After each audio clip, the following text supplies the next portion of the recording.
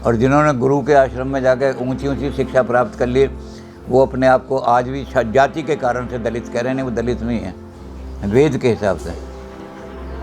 तो वो भी अगर चाहें तो शिखा और सूत्र रख सकते हैं, अगर चाहें तो, क्योंकि वो कहें कि वेद उनको मना नहीं करता।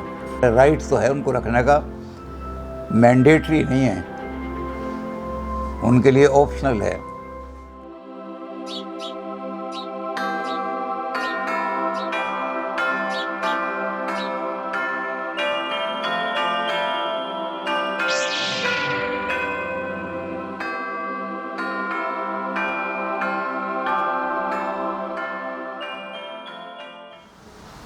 गुरुजी, ये जो प्रश्न है वो आशीष कुल्हाड़ी का आया है। अच्छा, कहाँ के कुल्हाड़ी है या कुछ और है? KULHARI है। अच्छा अच्छा, इन्होंने जगह का नाम तो नहीं लिखा। अच्छा चलो।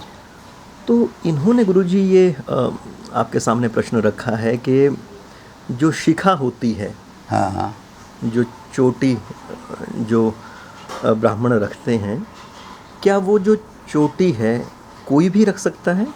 और क्या कोई इसका लाभ भी रहता होगा? ये ट्रेडिशन क्या है, ये रवायत क्या रही चोटी की? शिखा और सूत्र ये विद्वानों की पहचान माने जाते थे। हम किसी आदमी को इंगित करना चाहें कि ये आदमी फलां है, तो उसकी कोई पहचान बताएंगे कि अगर वो माथे पे सीधा तिलक लगाए हुए है तो इसका मतलब वो शैव है। अगर वो माथे पर गोल तिलक लगाए हुए है और उसके बीच में उसने लाल धारी लगाई हुई है तो हम कहेंगे वैष्णव है। अगर उसने सफ़ेद तिलक के बीच में कोई और धारी लगाई हुई है तो हम कहेंगे ये इस संप्रदाय का, जिसको हम कृष्ण इस्कॉन संप्रदाय कहते हैं, ये उसका सदस्य है। तो इस तरह से जो विद्वान लोग थे, ये माना जाता है, अब भी मानते हैं, कि जो हमारा सेंटर है जिसमें हम सारी नॉलेज प्राप्त करते हैं, हमारे ब्रेन का सेंट्रल ब्रेन का जो सेंटर है, वो उस सेंटर को आज भी लोकेट ये करते हैं अभी तक, क्योंकि साइकोलॉजी इतनी बड़ी चीज़ है और ब्रेन इतनी चीज़ कम्प्लीट चीज़ है, उस पूरी तरह नहीं। लेकिन लोग ये मानते हैं कि यहाँ सेंटर जो है वो ऐसा है जिसमें नॉलेज ग्रहण करने के सेल्स हैं सारे। तो नॉलेज ग्रहण करने के सेल्स जो हैं वो जहाँ पर ब्रेन में हैं, उसको चिन्हित करने के लिए और उसको बाहरी एटमॉस्फेयर से बचाने के लिए कि उनका डिके ना हो जाए, वहाँ पर बालों का गुच्छा रखना पड़ता था। और उससे पता लग जाता था कि ये आदमी वो है जो ज्ञानी वर्ग का आदमी है। ज्ञानी वर्ग का मतलब ब्राह्मण है। हमारे यहाँ चारों के अलग अलग कर्तव्य बताए हैं। वेद का ज्ञान प्राप्त करना और वेद का ज्ञान लोगों को देना, वेद पढ़ना और पढ़ाना, यज्ञ करना और कराना, दान लेना और दान देना, ये षट कर्मा ब्राह्मण है।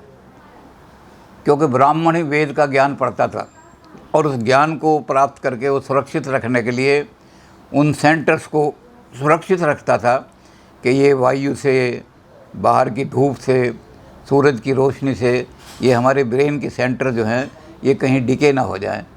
तो उसके लिए वो शिखा रखता था।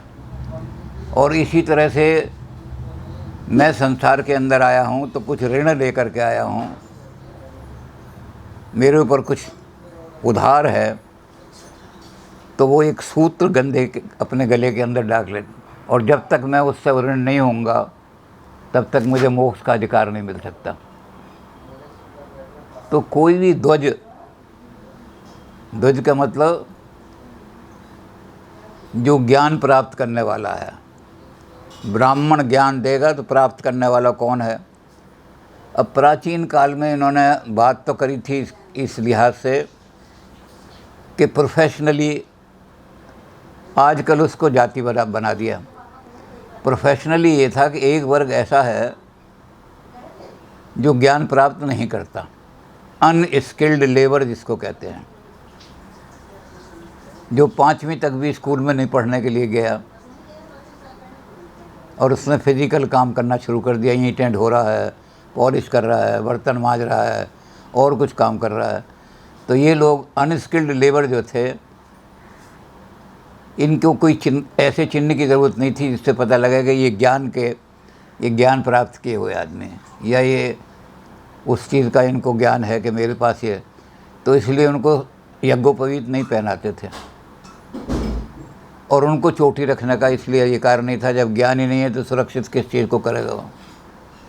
बाकी प्रत्येक ध्वज को, ब्राह्मणों को तो ख़ास तौर से, क्योंकि वो ब्राह्मण का तो कर्म है ये, लेकिन क्षत्रिय ब्राह्मण से ज्ञान प्राप्त करता है तो क्षत्रिय को भी शिखा रखने का अधिकार है, रखे या ना रखे, लेकिन अधिकार है। सूत्र धारण करने का अधिकार है, यज्ञोपवीत क्षत्रिय पहनेगा। इसी तरह वैश्य को भी यज्ञोपवीत का अधिकार है।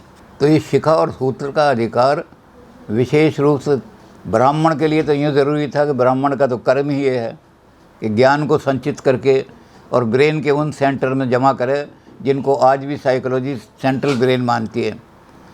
और उस सेंट्रल ब्रेन की रक्षा करने के लिए वहाँ बालों का एक गुच्छा रखते थे, जिससे कि बाहर की गर्मी, सर्दी और जो इतना वातावरण में चेंज है, उससे उस ब्रेन के हिस्से को किसी तरह से बचाया जा सके। तो ब्राह्मण के लिए तो कंपलसरी है। औरों के लिए ये है कि उनको अधिकार तो है रखने का, लेकिन वो रखें या ना रखें ये उनकी इच्छा है, ज़रूरी नहीं है वो रखें, पर उनको वर्जित नहीं है। शिखा और सूत्र रखना वर्जित नहीं है, वो शिखा रख सकते हैं अगर चाहे तो। ब्राह्मण के लिए कंपलसरी है, क्योंकि ब्राह्मण के तो कर्म में आता है वेद पढ़ना और पढ़ाना, वेद पढ़ना और पढ़ाना। अब जो ज्ञान को संरक्षित रखेगा वही आगे पढ़ा सकता है, नहीं तो कैसे पढ़ाएगा। इसलिए उनके लिए तो कंपलसरी कर दिया था, शिखा रखो।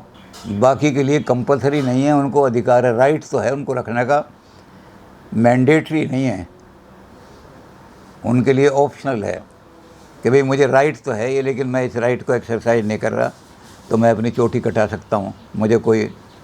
लेकिन ब्राह्मण कटाएगा तो कहेंगे कि ये तो ब्राह्मण से पदभ्रष्ट हो गया।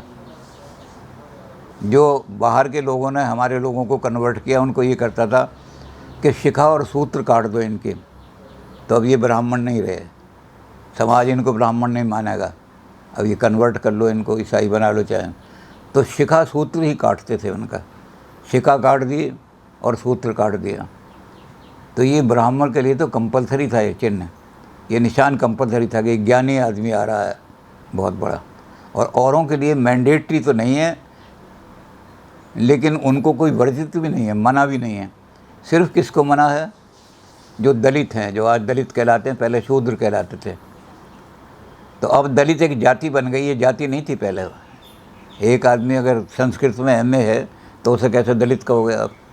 दलित तो वो है जिसने संस्कार प्राप्त नहीं किए, गुरु के आश्रम में जाकर के शिक्षा जिसने नहीं प्राप्त की, वो शूद्र कहलाता था। और जिन्होंने गुरु के आश्रम में जाकर ऊंची ऊंची शिक्षा प्राप्त कर ली, वो अपने आप को आज भी जाति के कारण से दलित कह रहे हैं, नहीं वो दलित नहीं है वेद के हिसाब से। तो वो भी अगर चाहें तो शिखा और सूत्र रख सकते हैं, अगर चाहें तो, क्योंकि वो कहेंगे वेद उनको मना नहीं करता।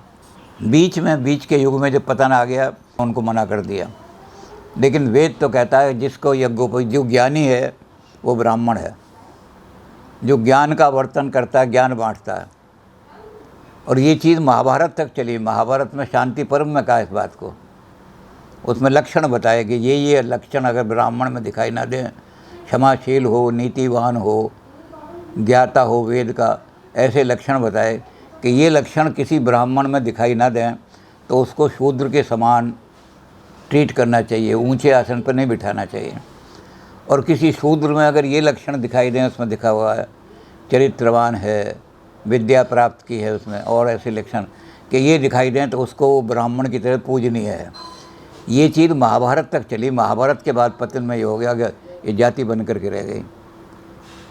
तो वेद के हिसाब से जो शूद्र हैं वो भी यज्ञोपवीत धारण कर सकते हैं और वो भी शिखा रख सकते हैं अगर चाहें तो, अकॉर्डिंग टू वेद।